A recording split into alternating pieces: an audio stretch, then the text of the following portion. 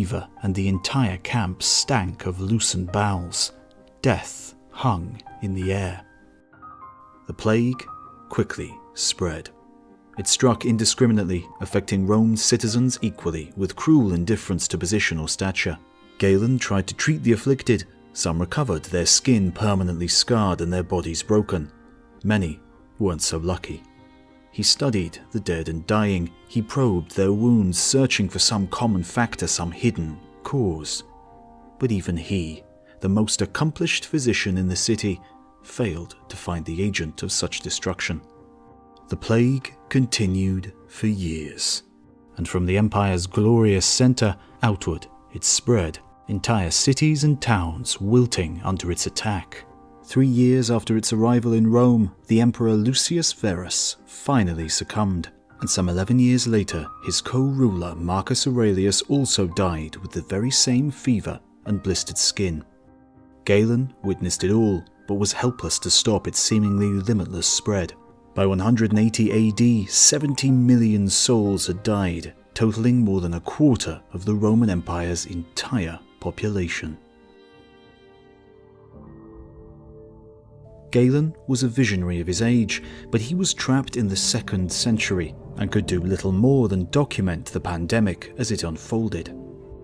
Had he possessed the scientific understanding and equipment of a 20th century doctor, he could have identified the sickness as smallpox. This vicious disease was only conquered in 1980, some 1800 years after the devastating Antonine Plague. It was caused by a virus, a mere particle less than 1/100th of the width of a human hair.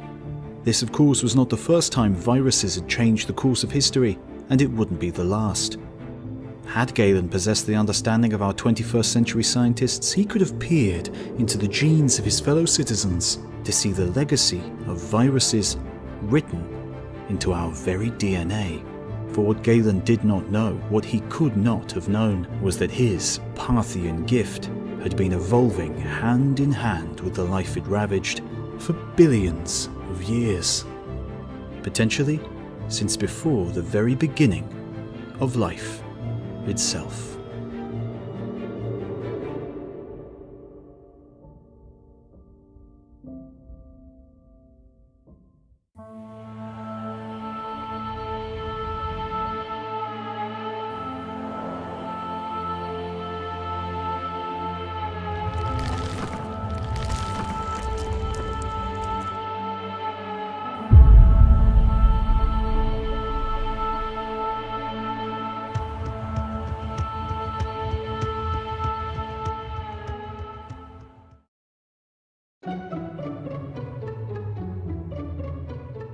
To understand the origins of the enigmatic viruses Galen battled 1800 years ago,